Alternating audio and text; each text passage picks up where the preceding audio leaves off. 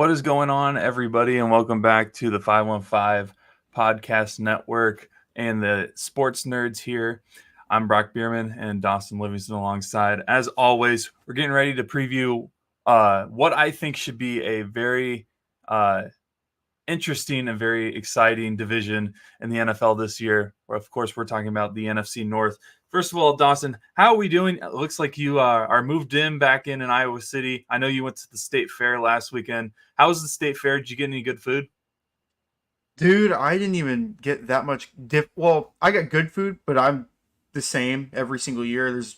Certain spots I like to go to. The chicken on a stick wrapped in a waffle is probably my favorite. Right when you walk in the fair, right at the main entrance, that's always a must. What else did we get this year? Got our mini donuts, which was very good. Egg on a stick, just kind of the staples of the fair. Yeah. But yeah, I every time I tell people this, they get surprised. Last year, I went with a group of people, and I did not have anything but a lemonade. I somehow went to the state fair and didn't have a single lick of food, and I'm not sure how I managed to do that, but that's crazy. because Holy moly! there's great food there, and like you mentioned, the staples and all that. My family staple is always getting cheese curds, and Dude, yep. I mean, I feel like at some point, because we see our families see each other all the time. Someone has a bucket of cookies that's like Yep. it's October and they still have that bucket of cookies that they're working I, through. Trust me, I bought a bucket of cookies. They're not with me; they're back at home. But I did buy one on the way out. I mean, they're amazing, and there's just nothing that compares to the Iowa State Fair. And I mean, I think that's literally their slogan, so that doesn't shock me. But back to football, and I think I am happy because I wanted to start with this division. Not gonna lie, when we started previewing football, because I feel like this one was going to be very competitive. I'm happy that we waited a week because things have drastically changed on how I think certain teams are going to go. Of course, I'm referencing the injury to McCarthy and the Vikings. Just before we start previewing every team, what were your thoughts or impressions on the Vikings going into the year? And then now that McCarthy is pretty much down for the count? Yeah, I guess before going into the injury, I thought this was the second best division in the NFL. I'm sure we'll preview the other division at some point, but I thought that the Vikings were going to be the best team to finish fourth place in their division going into it because that team still has a bunch of talent. They have Justin Jefferson. They added Aaron Jones in the offseason. They still have quality players on defense, although they did lose Daniel Hunter. They added pieces like Dallas Turner. So, I really like this Vikings team. And they drafted their young quarterback, obviously. But with their injury to him, who knows? It means they're probably going to start Sam Darnold for week one at least. Who knows beyond that? But, man, just another crushing blow for the Vikings because they've had this before with rookie quarterbacks. And I don't want to bring up the Teddy Bridgewater thing, but I feel like we have to if we're talking about Minnesota quarterbacks. But I mean, this fan base, and I think I was like age 8 to like 14 or 15, I was a Vikings fan. So I've had a little bit of experience like dealing with this. And then, David Johnson got drafted to the Cardinals, so I became a Cardinals fan. I think that was the same year that Blair Walsh decided to make that amazing field goal attempt against the Seahawks. But anyways, this fan base has to be completely numb to anything and everything that could go wrong with a franchise, like injuries, terrible ways of losing games, blowing games. I mean, losing key players, which Kirk Cousins is a key player that they lost. Now, especially looking at McCarthy's injury, that's a huge blow to this team.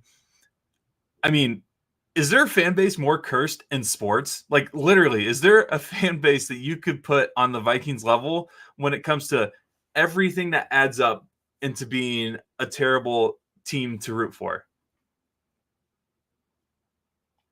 I can't think of any off the top of my head. But now that you're saying that, they probably have to be like top three at least. Maybe first. I'm trying to even think. Because I'm like, I'm trying to think of franchises that have been cursed. Cleveland, the Cavs were one of them. at one Yeah. point, but they have since won a title. So But the Minnesota Cavs has. were also just bad for so many years. I don't know if you can just blame that on them being cursed. They were just a bad team. I mean, you could almost say Chicago Bulls a little bit. At least since Jordan has left, they've kind of been. They get their star player and then he gets hurt, or their I star got one. player. How about Buffalo? The Buffalo Buffalo's a Bills. great one with the They amount made of 4 straight times. Super Bowls, didn't win any, and then just take the last 5 years, bro, and that's all you need to see about being a cursed franchise. It's just like I feel like like you mentioned, Cleveland was more bad than good. And I mean bad than cursed. And I feel like there is a difference between being a cursed franchise and being just a bad franchise. Like Charlotte Hornets, they're bad. Mhm. Buffalo Bills, they're honestly cursed because they're usually competitive. Honestly, when you look at their records over the years, they've usually been at least competitive. And then when they're really good, they end up finding ways to blow it. And Minnesota just takes it to a different level. I feel like when it comes to either injuries or player personnel leaving and just not living up to the expectations. Yeah, yeah. I don't know really what else to add to that, but It's just a tough blow for this team that I feel like could have made huge strides into a better future. I mean, you got an amazing wide receiver right now in Jefferson, and you don't want to waste years. I mean, you got him locked down, but you don't want to waste years on anything because at any point something could happen, and then all of a sudden he's not the Justin Jefferson that we know. But let's get into a little bit of the NFC North as a whole. I mean, last year was a competitive division. This year, I feel like is going to be the same. I think it might be more of some new faces, though, which we'll get into on, you know, people that we're going to talk about a lot when we talk about the NFC North. Detroit, great year, 12-5 last year, 6-2 at home. And I think they had a close loss against Seattle earlier in the year last year. So they could have easily went 7-1 at home, would have been 13-4 on the season. Made some, didn't have like huge losses. I don't know. I think they lost a couple of offensive linemen. And then they also lost Josh Reynolds. But they also beefed up that defensive side of the ball. Big issue for them was the passing game. And I mean, I think they signed or drafted like 3 or 4 different corners. So, what are your thoughts on Detroit going into this season? Are they a one-hit wonder from last year, or do you think they're going to build off of the success from last season? no, I do think they're going to build off on. I mean, I don't remember the exact score in the NFC title game, but they were up 20 plus points in that game and had every reason to go to the Super Bowl that year, but just couldn't close out the game. Sometimes that's how football is. But they really solidified their weakness in the offseason. They corners and defense more specifically. They got their corner in Terry and Arnold. They added or they took away Minnesota edge rusher Marcus Davenport. They added a guy like Carlton Davis from Tampa Bay who's going to be good. They added another corner from Missouri, Ennis Rakestraw. Just adding players all over the board. They even added some interior offensive linemen from the Ravens, who the Ravens had one of the best O-lines in the league last year, which is going to help them. Obviously, this year it's going to help Jahmyr Gibbs, David Montgomery, especially even Jared Goff. So I really like the moves that the Lions made. And like you said, they didn't really lose a whole lot from last year. And they're just one more year experience. Guys like Jameson Williams could have a breakout year this year. I know he kind of struggled with some. I know he had the suspension last year and some injuries, but I feel like he's due for a breakout year. They obviously have Amon-Ra St. Brown, who's, man, he's getting up there to a top 5 receiver in the NFL, dude. He is that good. Did you watch that receivers documentary? I think I may have asked I you that watched last bits week. and pieces of it, yeah. Bits and pieces. I mean, he played basically all year with an injury and still was dominating on his side of the ball. So, like you said, like he's getting up there. I think this year he might make a push for top 5 easily, top 3 maybe even. Yeah. But I mean, I really like this team still. Their first half, like first stretch, like for week 1 to like week 8, I really like their schedule. They start off with the Rams at home, also with the Bucks, and then they go to Arizona and Seattle. They go to Arizona, then they host Seattle again. So the first 4 weeks, I think with how the schedule shapes up and who they are traveling to and who they are hosting, I think that's an easy 4-0 start for them. And then they get a bye week, which is great because then you get to prepare a little extra for the Cowboys this year, which, I mean, I don't know how we feel about Detroit at all, but Dallas this season. We'll get into that later as we get closer and closer to the football season starting. But then you got at Minnesota, at home against the Titans, and then you go to Green Bay. Could they be how percentage wise? How confident would you be on saying that they could be undefeated going into Green Bay? I would say it's less than, oh man, 20. But that's not me saying that Detroit's not a very good team. I just think it's really hard to start a year off so undefeated. And they might have I guess they didn't have a Super Bowl hangover, but like, you still got to rally all these guys to get back. Got to get them set for one goal. I mean, honestly, week 1 against the Rams, a game against Stafford, that's always a lot of people forget that's always how going to be a tough game for them. Yep, a lot of people are going to forget, and I'm included on people that are sleeping on the Rams because you still got Stafford and you got a good receiving core. Yeah, and then even like a week 2 game against Tampa, who made the playoffs last year, won a playoff game, played this same Detroit team.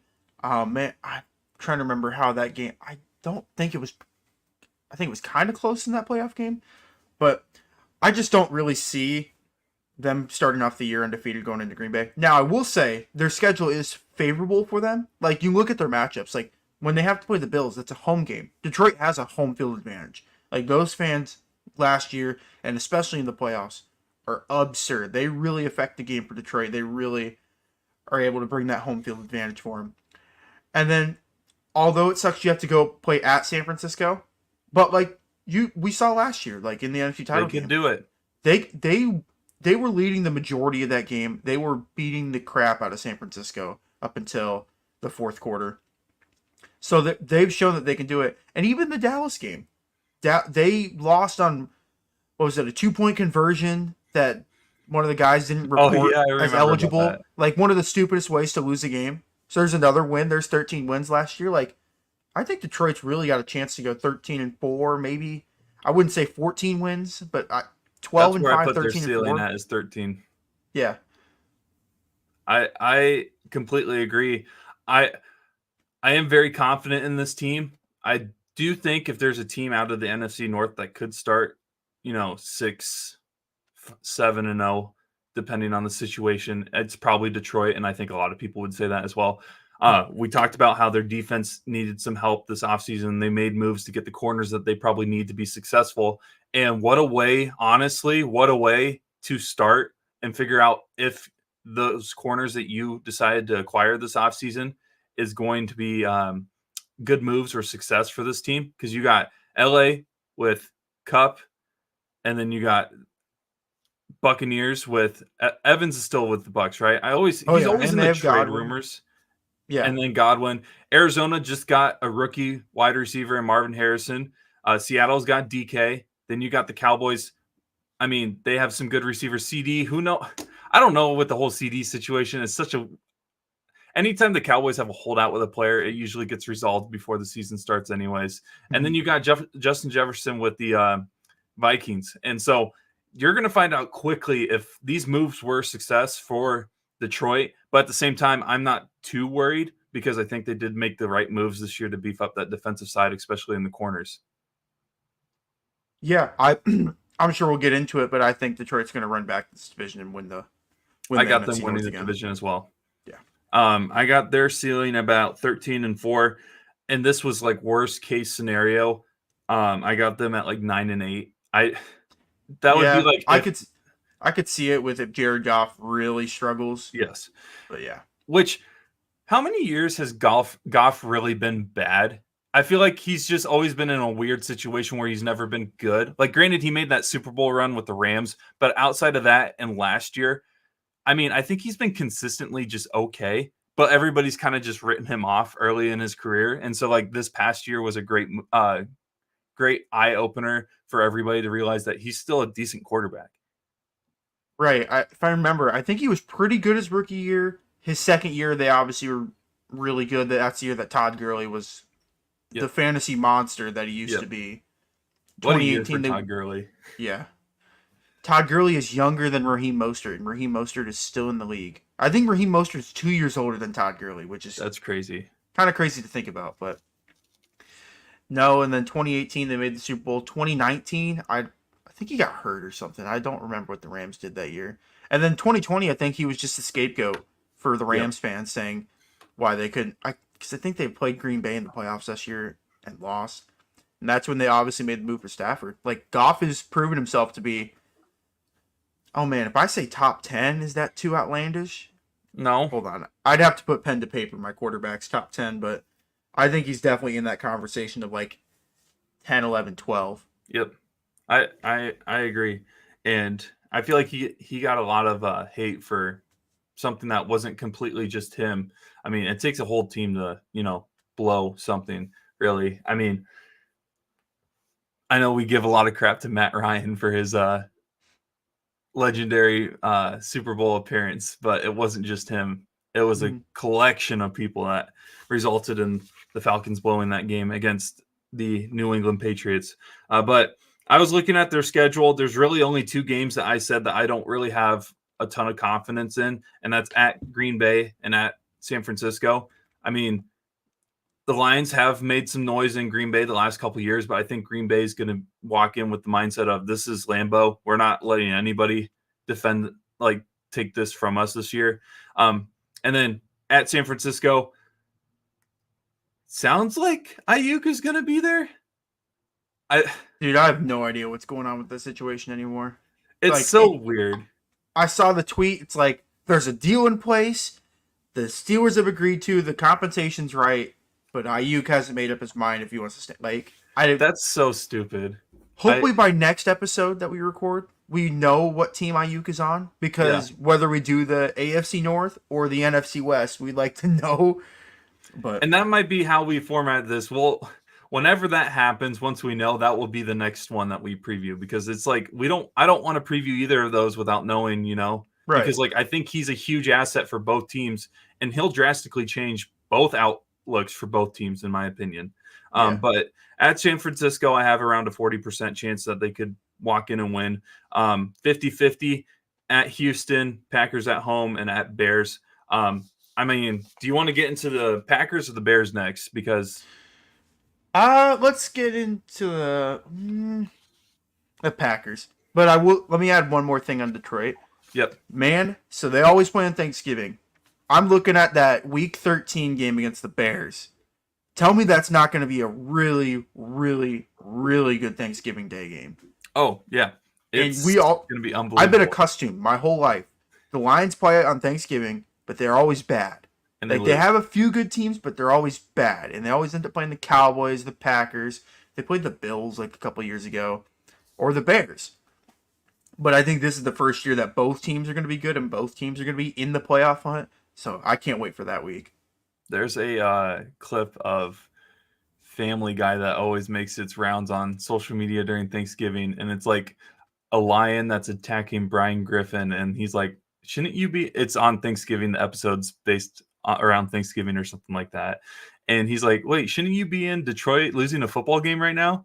And it's just the joke that, Detroit plays every Thanksgiving, they lose. But I feel like this year is going to be a little bit different, especially with both teams and how they're formatted and built. But let's get into Green Bay a little bit. 9-8 last year, 4-2, I think, in the North. 5-3 at home, 4-5 on the road. The schedule is kind of 50-50 for me, because I feel like they kind of have an even balance of competitive games versus easier competition. They don't really have a stretch that I feel like is terrible, except for maybe the month of November. That would be the only situation where I may be a little bit worried if I'm a Packers fan, starting out with, the Lions at home. I mentioned I think that Green Bay will be able to win that game. But then you have a bye week. Then you go to Chicago, which I think Chicago could have a chance And when we give our like official rankings for this division, I do think that they have a great chance to win this game. At home against San Francisco, San Francisco is a good team. It's hard to predict whether or not they're going to show up or not because they've had some stinkers in the past. And then, the Dolphins. Who knows what the Dolphins will look like when they're playing in November in Green Bay. Not saying that it's going to be like a blizzard out, but, there's a difference between Miami and Green Bay when it comes to climate. That's another Thanksgiving Day game. I just realized. Well, not day game, but that's another game on Thanksgiving. We're going to have a good Thanksgiving schedule. Oh, yeah. But what are your thoughts on this Packers team? Jordan Love, is he going to establish himself as an elite quarterback this season? Are the Packers going to make some noise, or are they going to just be kind of in the middle of the pack? Okay, first off, I'm going to say whoever made the schedule graphic, I can't tell which is home and which is away. That's why I keep looking over here. I found this on like just randomly on Google. I don't know who made it, so I'm not blaming you, but it's just like it struggled for me because I'm like I see that week 1 and 2 are home games, but they're different colors. Regardless, that's my 2 cents. I am a Jordan Love believer. I do think he's gonna be really well. We saw what he was able to do to the Cowboys last year. My preseason Super Bowl pick from a year ago. But I think they're only going to build off of that. They got him under that new contract, which is nice. It gives them financial security. They're not really paying any of their weapons a crazy amount. I mean, Josh Jacobs, they brought in this offseason. They're paying 12 or 13 million bucks to, but Josh Jacobs is a force. We saw what he was able to do with the Raiders.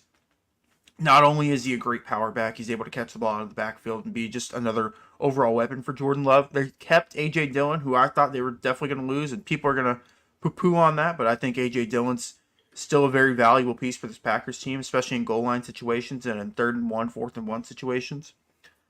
Other than that, they did lose a few players in the offseason. Obviously, Aaron Jones went to the Vikings, kind of a blow for them.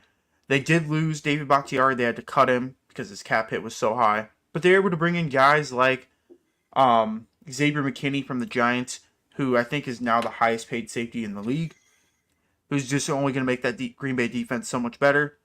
Their defense is so young to begin with right now. They still have guys like Kenny Clark. They have Jair Alexander. Oh, man, who was their recent draft pick? Why am I blanking on that? They drafted like a center, I think. Jordan Morgan? Jordan Morgan, yep. They drafted an offensive lineman in this past draft, which will only beef up that front. But they got my boy, Lucas Van Ness, up there, who should hopefully have a good year too. But I really like the offseason for the Green Bay Packers. They did lose a few pieces that I think it kind of sucks to lose. But overall, I think it was a success for them. I'm not saying Josh Jacobs is bad because he is good. He did have a down year last year, maybe compared to what people expected from him to have. But how much different is Josh Jacobs and Aaron Jones? Like, is he going to be able to take or help the Packers kind of reach that next level? Well, first I must say, having Aaron Jones against the Cowboys is always a huge fantasy game. So, I mean, yep. I am going to miss that. Because I've had Aaron Jones a couple times when they play the Cowboys, and Aaron Jones will have like 40 fantasy points. So, that will be missed. But I do think it was kind of a couple things. Josh Jacobs is, I think, younger than Aaron Jones. And in his best season, Josh Jacobs had 1,600 rushing yards. That's a good point. 53 receptions per 400. What did he have was a 2,000-yard back. What did he have last year? Because I feel like it was a down year, right? He played 13 games, 805 yards, 6 touchdowns. Oh, that's not terrible, I guess. His yards per attempt were the lowest of his career at 3.5, which is not very good. But he's able to, like, I think the thing that people sleep on Josh Jacobs about, he's able to catch the ball in the backfield. Like, his career high in, like, receiving and catches is 54, which for a running back is, I think, fairly high. So I think that just gives the Packers another element. Plus, they don't have to overwork Josh Jacobs. They have other running backs in that room that are able to help. So I just think that's only going to make Green Bay so much better on offense. Yeah, Again, it wasn't me like questioning whether or not Josh Jacobs is good, because I do think he can be a stud, but I don't know. I see a lot of similarities with Aaron Jones and Josh Jacobs where they're just kind of quietly really good, but like I I'm guess not sure if he's going to be able to take Green Bay to that next level. I guess now you're making me look up Aaron Jones's numbers last year. Jones had 656 yards, um, And he two wasn't available touchdowns. that much that No, he often. only played 11 games, which Yeah. is his lowest since his second year in the league. So No, both that's his lowest in his career. Okay, so both of them are kind of in the situation where their worst ability is availability. So I feel like if Josh is available, I mean, what did you say? 3.5 yards per carry isn't Yeah. great, but he played 13 games, had 800 plus rushing yards. That's not terrible either. So Right. I feel like he's going to hopefully make that step to get back to who Josh Jacobs was a couple years ago, because he's fun to watch. When he's good, he's fun to watch. And I bet you're happy that you won't have to worry about him coming up against the Chiefs anytime soon, unless the Packers make the Super Bowl this year. But I have their ceiling around 11-6 and their floor around 8-9. 8-9 is a little harsh, but that's just like if for some reason the world, like the sky starts falling or whatever. Yeah. I would probably have to say their floor is 9-8 because they finished the year 9-8 last year. Yep.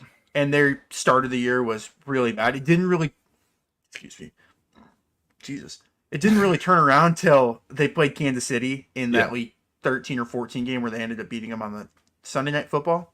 And that's when their season really turned around. That's when Jordan Love was playing his best ball. So I'd have their floor at 9-8, and I'd have their ceiling at 12-5. Man, I'm a believer in this Packers team, and that kind of hurts to say because I'm not really a huge Packers fan or They're advocate of the Packers. Top three least favorite franchises. Yeah, that's so. I'm not trying to offend any of our viewers or listeners that are Packers fans, but just know that I'm not the biggest cheesehead, if that makes sense. That's great. I mean, let's get anything else that you want to talk about Green Bay before we move on to the next one? I do have to add this. I do have buddies that are both Packers and Bears fans, so I have to tread lightly on what I say about Jordan Love and Caleb Williams in this episode. So if I'm a little reserved on what I'm saying, just know that's why. I mean, let's get into Chicago. I know it's his first year, but are we getting ready to have and see the greatest quarterback season a Chicago Bears player has ever had? Keep in mind, no quarterback in Chicago Bears history has had 4,000 passing yards. Not saying that that's the expectation for Caleb Williams his rookie year. But do you think the Bears have finally found their guy? Are the Bears going to take the turn to where they're the Bears that are winning games? They're not necessarily the Bears of old, because when they were successful, everybody remembers them for their defense, and their passing has never been a thing.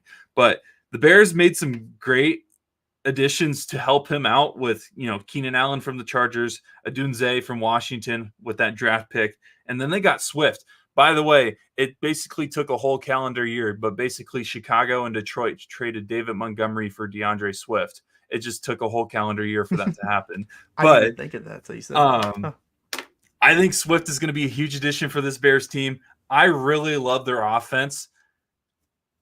Am I crazy to think that they're going to be really good this year? Not at all, because I'm in the same boat. I want to add really quick, in order to be the Bears single season all-time passing yards leader, you only need 3839, so 3,839 yards, which is the lowest out of any team in the league by far. They're the only team without a 4,000-yard passer, like you said. And then for touchdowns, you would only need 30, which 30 touchdowns is a lot for a rookie. I'm not saying Caleb's going to throw for 30 right out of the gate. But I think that's the lowest in the league when it comes to passing touchdowns. 226 passing yards almost per game? Yeah, pretty much. And that's not terrible. Like, if you're going to want to make the playoffs in your first year, you're probably going to have to do that. Right. And dude, I'm telling you, this offense is going to be fun to watch. I really have high hopes for Adunze. I think Keenan Allen still has a little bit in him. DJ Moore, we can't forget about DJ Moore. He had a good season last year for the Bears. And then you got Swift. Everything is setting up to be a very fun and very exciting season for the Chicago Bears. And I've never, ever said that in my entire life about a Chicago Bears team. I didn't think Mitchell Trubisky was the answer. I didn't think, I did think that Justin Fields could have been that guy if given more time. But, the NFL is kind of a win now league. They aren't about they I feel like the NBA is more of you can build something and like wait a little bit. The NFL is you got to have success now, especially with the rookie contract deals with quarterbacks, because when you give them that second quarterback, contract, it's pretty much you're either top three highest paid player or you're the highest quarterback being paid. And so I get the move of trying to move off Justin Fields, especially when you have Caleb Williams at your fingertips. I mean, Josh Rosen is not remotely close to Justin Fields. Justin Fields blows Josh Rosen out of the water. But like similar to Arizona, when you have Kyler Murray at your fingertips, it's kind of hard to just be like, yep, we're going to just draft someone else. Because at the time, Kyler Murray was looked at as the future of the league. And I think Kyler is still a great player. This is me with my Cardinals gear on, by the way. I still think he's a great quarterback. And do I regret them not taking anybody else? Not really, because, again, looking at what it was at the time, you probably had to take that chance on a quarterback who was considered once-in-a-generation talent. And Caleb Williams is that, as much as that pains me, because, I mean, I'm not a huge USC fan when it comes to teams I care about in college football, but it's a great move by Chicago. With him and Adunze and then everybody else on the offensive side, I feel like they're going to be really good. I think defense, they were like one of the better teams in the second half of the season last year. So if they can continue that up as well, we're talking about, playoff appearance is my expectation for them this year. When we talk about players that have come into the league with the best situation around them, Caleb Williams going to the Bears reminds me of when Trey Lance was given the keys his second year. When it was like, hey, Jimmy G, you're going to the bench. And it's like, Trey Lance, you're running the Niners. And it's like, we have Deebo Samuel. We have Brandon Ayuk. We have George Kittle. We have an amazing offensive line. They didn't have McCaffrey quite yet. But it's just like, hey, you should succeed. And we obviously never saw that play out. Because they ended up getting a better quarterback anyway. Right. Same thing with Brock Purdy, you could say. Like, that San Francisco is the most win-now situation for any quarterback on a rookie contract. You could argue that Chicago's is better when you look at it on paper. Yep. We talked about Rome Odunze. They already had DJ Moore there. They added Keenan Allen. They had a good, solid tight end last year in Cole Kmet. They added, Gerald Everett this year, who's another good weapon for them. They added DeAndre Swift. Their offensive line still worries me a little bit, but I do think second year Darnell Wright is really going to progress into a great tackle for them. And it's the second half of the year, after they traded for Montez Sweat, that defense really turned around. I think they were a top 10 league or top 10 unit the last 6 or 7 weeks of the year, which is good progress. Anytime you can roll over good progress from the season before, that always helps. Yeah, it's tough because I really like the Bears situation, but I like the Packers situation too. I don't know who's 2 and 3. I might have a tie for second. December is going to be tough for Chicago, but it's a great situation though, because your team should be gelled together by then. And if they are, they're going to be a tough team. I really do think to beat. I think they could upset some teams that they probably should have no reason of being in the same locker room, same field, same stadium as some of these opponents, at least when you look at their seasons past. Where do you have them win-wise?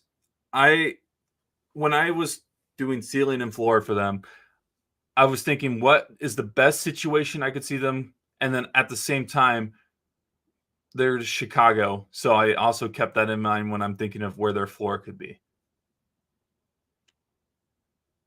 I'd like to add this before I give my official prediction of like ceiling and floor. The Bears, because they finished last in the NFC North last year, they will have a 4th place schedule this year, which means that they have Carolina on their schedule, they have Washington on their schedule, they have Arizona on their schedule, they have the Patriots on their schedule. Hey, so don't those be are on Arizona. Okay.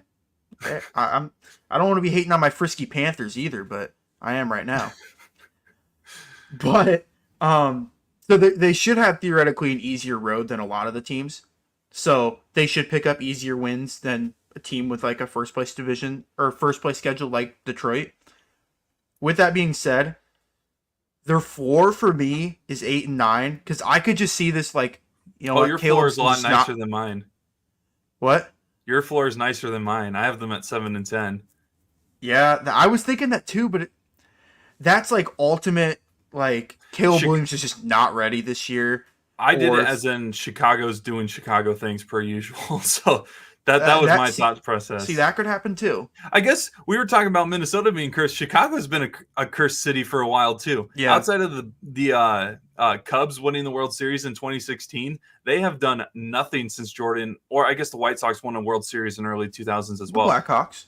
Blackhawks. He's not a big hockey guy. No, I'm not a big I'm not hockey either, guy. by the way, for the listeners. I honestly, I'm not gonna lie, completely forgot about the dynasty that the Blackhawks had in the early 2010s, Yeah. which, by the way, was very dominant. I'm just not a huge hockey person. I watched the Stanley Cup, but outside of that, I don't really pay attention. But I mean, Chicago's been cursed too, so I had their floor at 7 and 10. Where do you have their ceiling at? I'm kind of interested to hear. Oh man, dude, this is tough. I would either say 12-5 or 13-4, dude. I could see the Bears like if it all plays out, dude. This NFC is weak, bro. Like you got the Niners and Detroit. Dallas is gonna regress. I don't know what the hell Philly's doing. You could see the Bears in the divisional round or maybe even the NFC title game come January. That's all I'm gonna say. I'll say the ceiling is 12-5, but 11-12 wins. That's where I got them at. Think about the greatest rookie quarterback seasons of all time. I think, or I guess first year starting. Mahomes made the AFC title game. Purdy made the NFC title game. I think Mark Sanchez made the AFC title game his first or second year. Like, so if these young quarterbacks are able to like get out there and really like make a huge playoff run early in their career, I think it only helps them moving forward. So I think their ceiling is like going to the NFC title game and winning 12 or 13 games. But the fact that it feels weird to say that. The fact that they have the Texans game as Sunday Night Football, that could be just a glimpse to what the future of the NFL looks like with CJ and Caleb going up against each other. And I'm telling you, if you had to like make a list of teams and you can't pick the favorite to win the division, I'm not like the Bears are the team I'm going for the NFC North. I just have a very good feeling about this team for some reason. And Chicago fans, if they even make the NFC title game, will not let us hear the end of it because they have been waiting for so long. They've had missed field goals. They've had terrible quarterbacks and great quarterbacks that they passed up on. It's been a long, long time. Yeah. Sorry, I had to do it. For the viewers out there, I did the count to 10 because they let Mahomes slide to 10 in 2017. It's been a long time coming for the Bears to actually be good. They've made playoff appearances, but they've never been good. This Bears team, I actually do think, can be very, very good. And I'm telling you, if they win the NFC North, it will not surprise me whatsoever. Here's the one thing I'll warn about any NFC North fan. Because this division is so tough, these teams are going to beat up on each other. Like, these divisional games are not going to be easy. Just because Detroit's playing Minnesota does not mean that's going to be an easy game.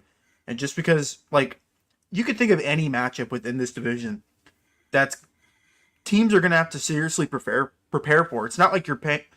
Oh, man, I keep poo-pooing on I say my Panthers, but. No, like, it's your Panthers now. It's my Panthers now. This season, they're my Panthers. Bryce Young I had my Timberwolves last year. These are my Panthers. But you can't just expect to waltz into like Minnesota and expect to win that game by 10 plus points. You got to really prepare for all these games. And the AFC North, just a couple of the divisions in the NFL where it's like every team is super competitive, and every team, I guess maybe other than Minnesota this year, thinks they can win the NFC North. And that changed just in the last 7 days, though. Like, it was anybody could win the NFC North, and who knows? Maybe Minnesota finds something in Sam Darnold or someone else. But no, it's a tough division. Whenever someone talks about just teams beating up on each other, I think of the Big 12 when it comes to men's basketball. And that's what it is. It's just you can't walk into any game assuming that you're going to win. Every game is honestly a playoff game, especially when it's against a divisional opponent.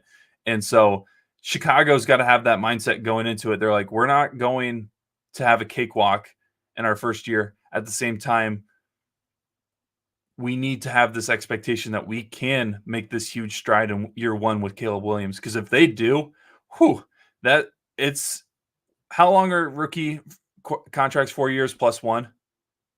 Yeah, but most teams will extend their quarterbacks after that third year. And so if you can have a very successful first year, that's a great sign because you want to have the success under that rookie contract, or they'll move you. Because I mean, look at Justin. So. I'm not saying that Caleb's going to be like Justin. I actually do think Caleb's going to be really good, but you can't waste any year with a rookie quarterback, or I guess with a quarterback with their rookie contract. Right, and because he's on his rookie contract, they're able to bring in guys like Keenan Allen. Yep.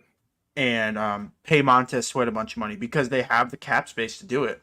And once that day comes where they're going to have to pay Caleb, who even knows what the contract's going to be 3 years from now? Is it going to be $80 million a year? Do you think it's going to be 70 or 80? Because it's already 60 or close to $60 million a year. All I know is that Mr. Irrelevant's about to get the biggest contract ever, and that dude was the last pick in the draft. And I'm not even talking about him just because he's from Iowa State. Just the fact that we're at this point where literally if you get a new contract, you're either top 3 or you're number 1 when it comes to top salaries for a quarterback. Mm-hmm. Daniel Jones is a top 5 quarterback in salary? I would have because he got a bag. I swear he did. And then he didn't necessarily perform as well the following year. But it's crazy how much these quarterbacks are getting paid. I mean, I think are you looking up top quarterbacks? Well, that's total contracts. I want just. I think Kyler's still number 2 or 3. Kyler got a huge contract a couple years ago before his injury. So here's the top 5 in cap hits this year. Okay. So not really necessarily who's getting paid the most, and some of these contracts haven't even kicked in. But it's Deshaun Watson at number 1 at $63 million. It's Dak Prescott at 2 at $55 million. It's Kyler Murray at 3 with $49 million. Daniel Jones at 4 with $47 million. And Matt Stafford at 5 with $46 million. Where's Mahomes at? Mahomes is 6th at $37 million. Good Lord. But Mahomes has a 10-year contract, right? Yeah, Mahomes isn't his contract. They will compensate him fairly. I'm 99% sure. I'm trying to figure out. It's a great move for both because I feel like he's going to get paid really well for 10 years, and then the Kansas City's going to have him for 10 years. But at the same time, it's like by the time his contract's up, the market. Not that he's going to get an unbelievable extension in 10 years, because is he going to be like 36, 37 in 10 years? Something like that, yeah. Just imagine what the quarterback market is going to be like then. And then when you include contracts and everything, like even like Trevor Lawrence's contract, Jordan Love's contract, Tua's contract, like highest annual per year of quarterbacks in the league right now, there's basically 3 quarterbacks tied for first. Maybe they're within $100,000 of each other, but it's Trevor Lawrence, Jordan Love, and Joe Burrow all at $55 million. Only one of those has made a Super Bowl. Only one of those hasn't really, like, I guess I'm just trying to single out Trevor, but like Jordan Love and Joe Burrow like perform in their playoff games. Trevor Lawrence, dog, I know you won a playoff game, but you threw 4 picks in the first half. Like, this is your sleeper MVP pick from last year, by the way. Yeah, I know, and it might be this year. Who knows? But I just have to point that out there. No, I get it. But yeah, back to the Bears. I think 11-12 wins, 7-8 is the floor. when you look at their schedule. And don't be shocked if Chicago burns down because they're in the NFC title game by the end of the year. I really like this team, and I, it's weird me having high hopes on a Chicago team because I've never really been high on any Chicago team in the past 15 years. I think the last Chicago team I was really high on was the Bulls when Rose tore his ACL, and it exposed how good Derrick Rose was and how meh the rest of the Bulls roster was, because you can't have a roster led by Dang, Boozer, and Noah as your 1, 2, and 3. Hey, don't you forget about White Mamba, Brian Scalabrine. You mean Celtic legend, White Mamba, Brian Scalabrine, part of the 08 Lowest overall in championship? 2K ever, Brian Scalabrine. What is he, That is 48, crazy. 43 I'd overall or frame that. 38 overall? Dude, if I was 2K, I would like give him like some like award. I think that'd be so hilarious. Because now with 2K, the lowest you'll ever see is like maybe a 65. Yeah. Dude, 2K needs to used bring be back. brutal with ratings. They need to bring back the harsh ratings, bro. I love the harsh ratings because now everybody's OP. Like, speaking of the Bears, their long snapper got rated like a 32 overall in Madden. Are you serious? It was in the 30s. That's Now, granted, crazy. long snappers like shouldn't have like a crazy high Madden rating to begin with. I'm not like hating on that position. That's great. But I am. But like a 32, dog. That means that. What am I? Am I a 0? Am I a 1 overall? Like, Jesus. Well, what's the saying? I know Travis and Jason on their podcast at one point had this question: can an average person gain 1 yard per carrier, or like gain a yard on a run play or something like that? Do you think that you could physically gain 1 yard as a running back in an NFL game? So here's the thing: that we're gonna have to take the old Iowa approach, where if it's 3rd and long, we just give up on drives and then you run the ball. Because then I might have a chance. But if it's like 2nd and 1 and defense is expecting, no, I'm getting sent in the backfield about 6 yards. I'm getting Jadeveon Clowney, bro. My helmet is flying. I don't think many people would be able to gain 1 yard, man. And the amount of concussions that would have, like if you just take everybody that's not in the NFL right now or played football in college and be like, okay, we'll give you $100 or $1,000 if you gain 1 yard. The amount of people that would have to sign waivers being like, I am okay if I get a concussion, because like, I'm okay if I break my leg. Yeah, like TJ Watt coming up, Myles Garrett coming up against you, bro. I'm running backwards. I'm losing yards. I tell you, I'd lose 100 yards before I'd go forward on that. Yeah, but let's get to the final team, and I mean we mentioned them a couple times. Minnesota. Again, it's 7-10 last year. We just feel bad for Minnesota. Dude, I don't even really want to talk about them because it's like, what do you expect now? I have no games over 55% in confidence. Really? I guess I haven't even looked at their schedule that much. You don't think? Oh man, you know what? Now that I'm looking at the schedule, I'm probably in the same boat. I have a bunch of 50-50 games. Yeah. But like, there's not a game where I'm like, I could pencil half a W or even a full W in, because, dude, at New York, if it was in the middle of the year, I could see being a win. It being the first game of the year and Sam Darnold starting his first game as a Viking is going to be interesting to say the least. At Tennessee, maybe I could see that. But Tennessee's gonna be solid this year too. They got Will Levis, they got D-Hop. Dude, Calvin, I'm telling you, this team is like. Do you want to? Okay, I mean, we've kind of already previewed them a little bit. They've lost Kirk Cousins, added Aaron Jones. Sam Darnold's probably going to be the quarterback. Dallas Turner's a great draft pick. I really do think he'll be a great rookie. Could potentially be a defensive rookie of the year. I think they do defensive rookie of the year, right? Yes. Yeah. Okay. Why did I always get stupid NBA and NFL awards mixed up, which is stupid. That would be sick if they did that in the NBA. Because defensive rookie, that would have been great. But like, he's going to be great, I do believe, for the Vikings. Do you where do you got the ceiling at for them? All right. In this dream scenario for Minnesota fans, Sam Darnold just has a Baker Mayfield like revival, like how he had with the Bucks. That And would it's be like, more impressive than Baker Mayfield's revival. you think? Yes, because Baker Mayfield Oh man. was a scapegoat. Similar, honestly, the Brown situation was similar to The Rams. the Rams. I feel like they were just using Okay, him that's as an fair. excuse to get rid of him, and they wanted to get someone else. And I don't care for the guy that they ended up getting, but Carolina wasn't good. The Carolina situation wasn't good. First game he was with the Rams, he led a 90+ yard He had the fourth game-winning drive quarter. against the Raiders. Yeah. Again, it was the Raiders, but still. And then last year against the Bucks, see, when you have a good wide receiver that actually likes playing with Baker Mayfield, two good wide receivers, because I don't think anybody in Cleveland liked playing with him for some reason. No. Especially He's not actually Odell. pretty good. I do think he's a good quarterback. I hate that people hate on Baker Mayfield.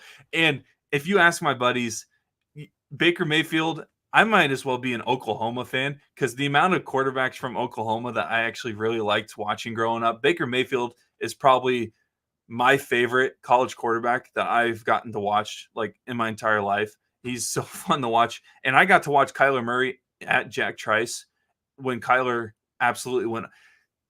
Yeah, side note, many people don't realize how fun of a matchup Jacob Park versus Kyler Murray was, where Hakeem Butler and no, it wasn't even Jacob Park. I think it was Zeb Nolan that year. Yeah, it was Zeb Nolan. Zeb Nolan had a freaking career game against Oklahoma, where he was just tossing it up to Hakeem Butler.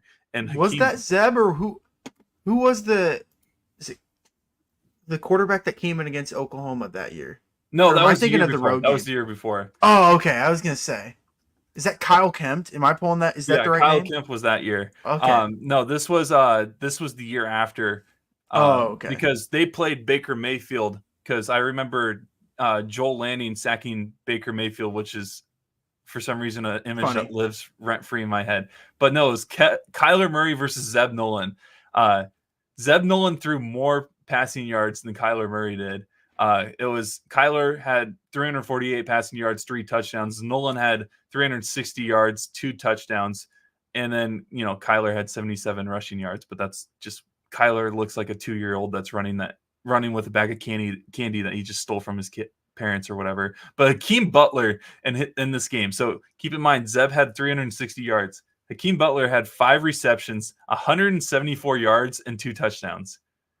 And so, but I don't know how I got onto that tangent about my love for Oklahoma quarterbacks. And then Baker Mayfield, though. Yeah. What? Go ahead. No, Hakeem Butler's just another guy where it's like I thought he was gonna be crazy in the NFL, and didn't he get picked up by someone? When we talk about the AFC North, I think Hakeem Butler is going to be a big. Oh, that's right. He went to Cincinnati, right? I do think that if they give him a chance, he'd be a huge part of that Bengals team. Man, that's when I knew like not every good college player is like good in the NFL or gets. Like he was okay. He got hurt for his rookie year. That was the problem. He broke his hand his rookie year, and then they pretty much cut him after that. You look at what he's done in the UFL, though. I get it's the UFL, but he's done unbelievable stuff. Looking like he used to, where you just throw it up to him. Now, if he's wide open, probably don't want to throw it to him because it's probably going through his hands. No disrespect to Hakeem. It's just kind of his thing. But if he's guarded by like 5 people, just throw it up to him. He's probably going to catch it. But Baker Mayfield, I've never thought has been a bad quarterback. I've always enjoyed the guy, and I just don't think he's the same on same level as Sam Darnold. Sam Darnold's if he has an unbelievable year for the Vikings, it would be way bigger than Baker Mayfield. I truly believe that. I don't know how I got on a 5-minute tangent. Sorry to offend you about the Baker Mayfield thing. I was just trying to make a comparison. No, it was a good comparison, but I didn't like it. Okay. Regardless, that's my ceiling for Minnesota. It's like Oh, it's like Sam can actually play, so they could maybe sneak into the playoffs. I Oh, got so the you even ceiling. have them you have a situation where they're making the playoffs. Oh yeah. Oh, Oh, but keep in mind, this is like dream situation where it's like Chicago's, and yep. Green Bay's just Jordan Love isn't as good as he was last year. Minnesota's somehow finishes third or second.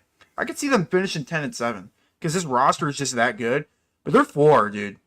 Their four is like 4 wins for me, bro. I'm sorry. That's disaster scenario where it's like, dude, Sam Darnold can't play football. We're gonna have to do a segment when we hit the playoffs or by the end of the year of like things that we were right and things that we were wrong with. Oh yeah, I'm fully prepared to be wrong about them potentially going 10-7 or not. I'll Oh, say 9-8. I'm you know gonna what? cover. I'm gonna save myself. I'm gonna say 9-8. Guess what I have their ceiling as? 7-10. Less.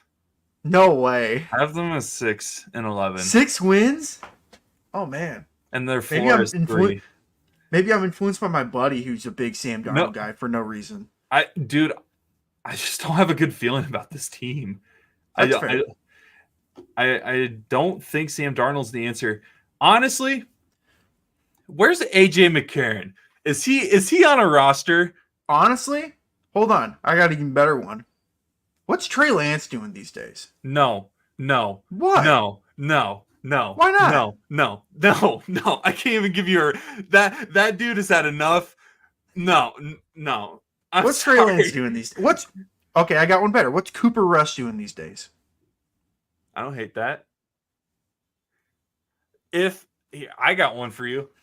If he gets cut by the Jets, you want Tyrod Taylor? No, you want a dual threat guy. Yeah, Adrian Martinez. He's on the Jets. He had I a didn't good even. season for the UFL, dude. I think he was the MVP for the UFL. That team ended up winning the championship. And the first 2 or 3 weeks, he wasn't like he was alternating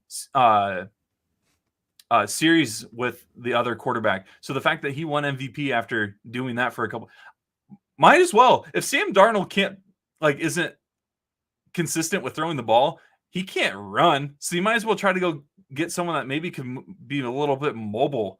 And Adrian Martinez is that guy. I think if you give him a shot, just do it. You got nothing to lose this season. You kind of already lost. So why not? Man, I'm trying to find more like quarterbacks that you could potentially like. I mean, Bailey Zappi might be someone that you may want to give a chance to. But who's New England's backup then? Brissett. Oh, that's right. They did sign him. Are we even sure that Brissett's not starting week 1? That's true. I don't know what the Patriots are doing. If the Patriots were on the Vikings schedule, that would be a game that I would put as over 55% confidence. Dude, speaking of the Patriots, you see the move they made yesterday? Oh, yeah. Remind Judon? me what that was. Yeah. Judon for a third, bro. Are you kidding me? That actually makes me so mad. Because yeah, for true NFL fans, Mr. Red Sleeves Matthew Judon is an absolute monster off the edge. Yep. I can't believe that they did that. Every time the Patriots make a move that is like somewhat okay, I could see that working out. I feel like they do something else that is just shooting themselves in the foot at this point. But they just want to be bad, and I totally get that. If they just want to go get Travis Hunter next year, fine by me. I don't really care. Dude, imagine if Bill Belichick was coaching. Like, I know he's not the coach anymore for the Patriots, but if he was coaching Travis Hunter, or like if they didn't draft Drake May and they got Sanders the next year, like imagine Sanders and Belichick in the same locker room. That'd be something. By the way, I mean, at some point I'll have our 5-on-5 Sports Pod previews of college football, but Colorado better win this year for Sanders' sake. Define win. Like how many wins? More than 6. They have That's kind of what I'm thinking too. They have to, if they don't go bowling this year, honestly, if they don't have 8 wins, I guess I don't even look at their schedule yet. Oh, I think their win total is at like 5. I think it is around 5.5, 6. But the way that Sanders has handled the media the last couple weeks. I don't know if you've seen any of the press conferences. Yeah. The media doesn't. I don't know if the media doesn't like him, Oh but boy. he doesn't like the media. Dog, are you sure? They might win like 4 or 5 games again. That's what I'm saying, though. I get that Because their like even schedule's their tough. first game, I may just be saying this because I'm If an you're Iowa saying fan. Nebraska, No, their first game of the year. oh, North Dakota State. I may have just be saying this because I got burned by North Dakota State once, but the North Dakota State's could beat a lot of FBS teams. But yeah, I'm not saying that they're going to win a lot of games this year. I'm saying they need to if he's Yeah. going to be there the following season because he's starting to upset the media, and the media is going to use that against him, and it's just a recipe for disaster if you're, the Buffaloes in Colorado, dude. I'm telling you, I've never been a huge fan of Sanders. When he got hired by Colorado, everybody was like, "Oh, this is amazing. This is going to change the landscape of college football." I'm like, maybe somewhere else. I think his issue is he goes too much into the transfer portal and doesn't do enough job of recruiting and then re-recruiting his guys because that's what you got to do in college football now. You have to like re-recruit all your players to come back. Yep. Because every single player on your roster that's like good is getting NIL money from some other school. It's like, hey, we're gonna pay you $500,000 if you want to come here. Like, Yep. that's just the reality of college football anymore. In Colorado, I don't know if it's a huge NIL hot. If you're not Shiloh, Shador, Travis, Exactly. like, no, you're not. Those are the only three that people know about from that roster. Mm-hmm. You're telling me those three single-handedly are going to find a way to get them to a bowl game? Dude, I don't feel good about their season, but I'm telling you they need to win or things are going to start happening and they're going to just hurt Colorado more than they're going to hurt Sanders because Sanders can do whatever he wants. It's just Sanders he can go back into media and just be fine. Go back work for NFL Network and won't even skip a beat. Yep. But just to recap, basically both of us kind of have the Lions as the favorite to win the North. Do you have Chicago as the second, or are you kind of more Green Bay? Green Bay. Okay. I just can't fully go in on a rookie year one, but I can see the scenario where they go to the NFC chip as their ceiling. So you got Lions, Packers, Bears, Vikings, and I got Lions, Bears, Packers, Vikings. Yeah. Minnesota, dude, might as well just try something. If Sam doesn't work, go get someone random. Go call up Kansas City and be like, yo, Carson Wentz? No. Holy crap, I didn't even think about that. Carson Wentz? Would Kansas City even be willing to like just give him up for like a 7th? Maybe. Although I don't know, maybe Carson wants a ring and just like doesn't want to leave. I don't know. Who knows anymore? They don't have their I don't even remember if Chad Henne was. I thought he retired. Yeah, he did. I definitely do not remember the Chiefs backup quarterback last year. Wow. Casual by me. Holy moly.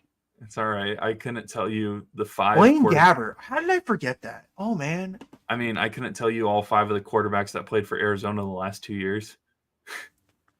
Kyler, Peyton, something. Oh, man. Yeah, I couldn't either, now that you say that. Josh Dobbs. Oh, Josh Dobbs. I don't know if Trace McSorley ever started. He was on the roster. Did he not? Oh, man. No. Now I want to know. I'm looking this up. Because he was on the roster. I don't know if he ever played. Clayton Tune. I forgot about Clayton Tune. Oh, my God. This team is trash. What am I getting myself into, dude? You're just going to make yourself sad. And then the year before was even better. We got Kyler Murray, Colt McCoy. Trace McSorley did play games. Yeah, because you won a couple of them. I remember that. I was all in on Trace McSorley or Colt McCoy. I was like, if anybody else plays, I'll be mad. And then they put David Blau in. That was their punter. Oh, your punter had a trick play. Oh, that's cool. I mean, they had nothing else to do. That's true. 1 for 1, baby. Andy Lee, best punter in the game. I can't wait. I don't want to preview the NFC West, dude. I'm just gonna get sad. It's all right. We have to. Is this how you feel when we preview the NBA season? Not quite, because I know Cleveland is like gonna be okay, but I know that like they're not like in that upper echelon of tiers. I just know they're like, second round's gonna be cool.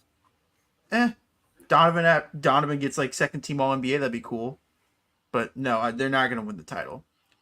Oh my Prove me God. wrong, Cleveland. Please win the title this year. No, Celtics are repeating, baby. I'm looking at the leading receivers for the Cardinals last year, and their leading receiver was a tight end by 300 yards. Trey McBride's a dog, bro. But like Rondale Moore, 352. Michael Wilson, 565. Marquise Brown, 574. By the way, Brown being hurt for your Chiefs is ruffling a little bit of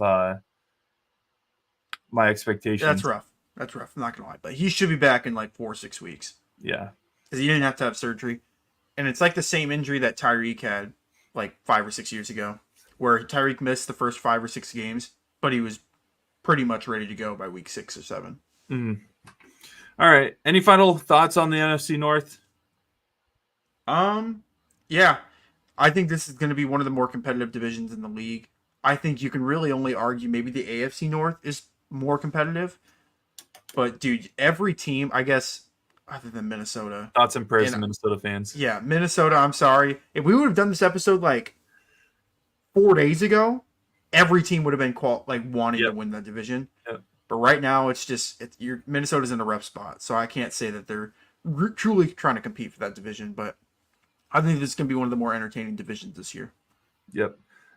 Depending on Brandon Ayuk's situation, hopefully something happens before the next time we do a show.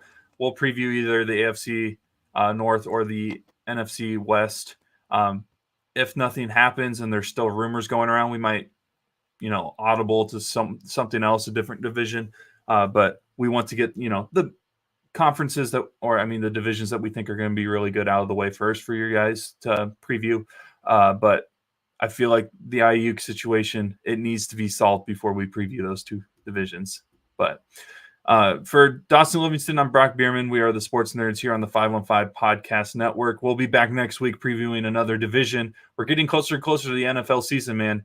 I'm super excited. It's going to be great. We're going to see some new faces make some noise this year, some new teams making some noise as well. We'll see what happens. We'll see everybody next week here on the 515 Podcast Network.